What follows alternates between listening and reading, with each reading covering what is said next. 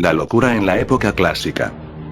La locura es definida en cada cultura de forma particularizada desde algunos puntos de vista filosóficos, religiosos, místicos y médicos. En cada uno de ellos, el trato que recibe el loco es diferente.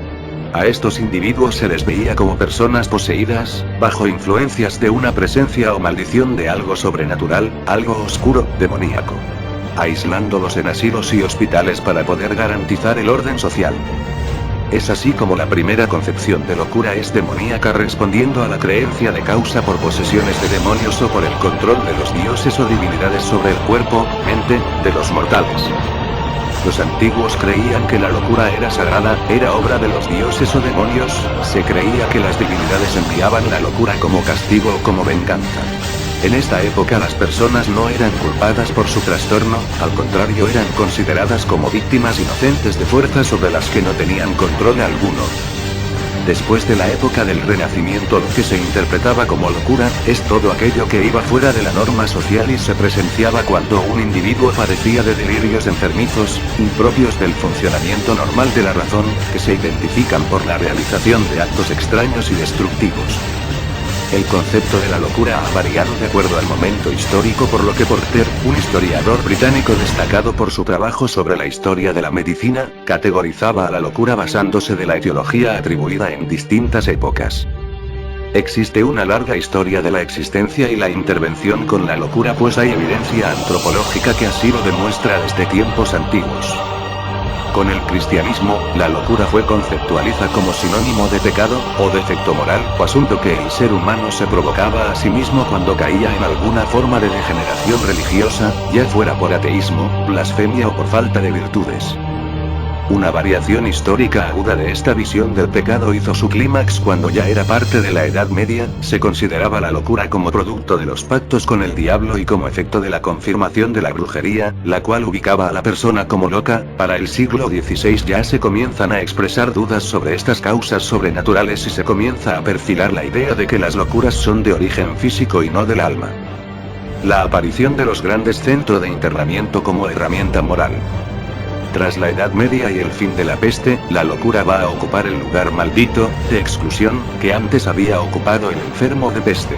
En la Edad Media los locos poseían una vida errante, ya que estos eran expulsados de las ciudades, convirtiéndose estas expulsiones en algo ritual que se daba entre todo tipo de vejaciones. Los locos no eran siempre abandonados en solitario, sino que muchas veces se les entregaba a comerciantes o peregrinos. Nace el tema del barco de los locos en la literatura, expresando una experiencia de exclusión y aislamiento. En la Edad Media la locura estaba dentro de la jerarquía de los vicios. Con el Renacimiento esta ocupa el primer lugar, de ella surgen las debilidades humanas.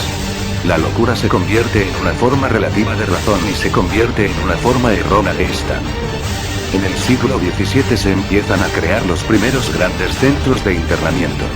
Los centros se convierten en un instrumento de represión en los que se agrupan pobres, desocupados, ancianos, mozos de correccionado e insensatos. Tomaremos al Hospital General fundado en 1656 como caso paradigmático. Estos centros no se constituyen como un establecimiento médico, sino como una estructura semijurídica o penitencial. Como dice Foucault, se crea a instancias del orden monárquico y burgués. El loco va a ocupar el lugar de exclusión que antaño ocupó el apestado, pero si la anterior separación tenía una finalidad médica, esta será únicamente de carácter moral.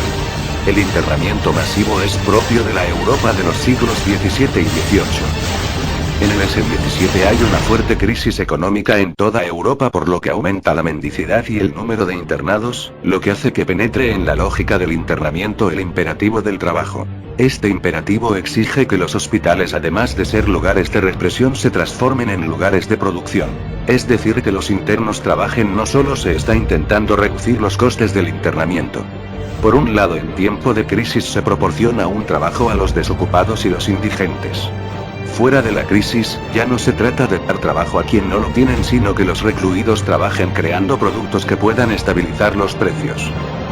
Realmente este modelo no funcionaba. En tiempo de crisis se maquillaba el malestar social que aumentaba en las regiones colindantes y fuera de ella la acción sobre los precios era artificial, pues en el producto no estaba incluido el gasto de mantenimiento del centro de internamiento, que aumentaría su precio considerablemente. Pero entonces, ¿por qué penetra y se asegura el imperativo del trabajo en el mundo del internamiento si no es por fines económicos? El imperativo de trabajo viene insertado por la moral. El trabajo es un ejercicio ético y garantía de la moral. Ya no solo les mantiene ocupados, el internado que quiera trabajar será liberado, ya no porque haya sido curado o porque sea útil a la sociedad, sino porque sea suscrito nuevamente al pacto ético de la existencia humana. Puede llevar una vida en sociedad. Puede hacerse cargo de sí mismo. Existe una complicidad entre medicina y moral. Esta complicidad, ya dada en Grecia, adquiere un nuevo signo a través de la experiencia del cristianismo. La razón cristiana conforma a la medicina como una forma de represión, coacción y obligación de salvarse. A lo largo del siglo XVII a los ya dichos se suman otros grupos de enfermos morales como los afectados por enfermedades venéreas, homosexuales, pero también un largo catálogo de categorías de la profanación. Alquimistas, ateos. Es decir, la locura se mide a partir de la norma social. El juego entre medicina y moral está claro. Los poderes de decisión sobre el internamiento no se remiten a un médico. La práctica del internamiento no pertenece al orden de la medicina sino al de la reclusión. El asilo en el siglo XVIII se aviva el miedo hacia la locura y todo lo que rodea a su mundo, incluyendo los centros de confinamiento. Este miedo tenía un carácter médico y moral, pues en ellos se mantenían separados de la comunidad el mal físico y moral. La locura se ve como un desplazamiento de la consciencia de la razón hacia la animalidad, hacia la naturaleza originaria y pérdida del hombre. Poco a poco se va estableciendo una nueva separación y se les va distinguiendo, de los libertinos, depravados, los criminales. Es decir, del grupo que conforman el internado. Esta situación en la que se veían los locos, la de estar mezclados con criminales, libertinos. En el aislamiento no es un abuso sino la propia esencia del confinamiento. Sucesivas crisis ponen en jaque al sistema de reclusión. En 1765 Europa sufre una crisis económica y en 1770 ya hay un retroceso en la práctica del internamiento. En primer lugar, se devuelve el pobre a la sociedad que lo había excluido. Ahora es una fuerza que conforma la situación económica. En adelante el pobre se convertirá en el productor de la riqueza. En segundo lugar, la asistencia médica a los pobres se desplaza a sus hogares. En esta medida se ven tres ventajas. Una sentimental por los familiares, ya que no se desnaturalizan con el enfermo por el paso por el hospital. Otra financiera, pues no hay que proporcionarles alojamiento y sustento al enfermo, y una tercera, médica, puesto que la atención al paciente es personalizada y cuenta con el cuidado de los familiares. Además, se evita el paso por ese templo de la muerte en el que se ha convertido el hospital en la mentalidad colectiva. ¿Qué provoca esta nueva separación en el mundo del internamiento de la locura? Por un lado se confunde el antiguo espacio penitenciario, con uno nuevo y ajeno, que es el espacio médico. Esto provoca que el antiguo vigilante sea sustituido por un médico que es representante de la moralidad exterior en el centro. Por otro lado, hay un distanciamiento entre locura y crimen. Nuevamente entra en esta lógica el incentivo del trabajo y detrás de él vemos que no hay una intención económica sino moral. Se ve el trabajo como una purificación moral que hace al hombre reafirmar su pacto con la comunidad. Por otro lado, el trabajo es una toma de conciencia. Está devolviendo al enfermo a un régimen social donde él se debe reconocer, para poder devolverlo a la sociedad. En Inglaterra, Tuck había dado un giro a las técnicas de internamiento. Creó un retiro en el campo, con amplias ventanas, sin rejas ni cadenas. Un lugar para el recreo y el trabajo. Se intentaba devolver al ser humano, a su forma originaria más pura. Reduciendo las relaciones humanas a las más elementales. Devolver al hombre, a ese estado originario, pondría fin a la locura, puesto que se daría el paso, del hombre natural, al hombre social. Para ello se utilizaban técnicas como la del silencio, el espejo, o el juicio constante, como método para alcanzar la toma de conciencia, que pondrá final a la locura. Para Pinel, la curación del loco, está en la estabilización del mismo en un tipo social moralmente reconocido y aprobado.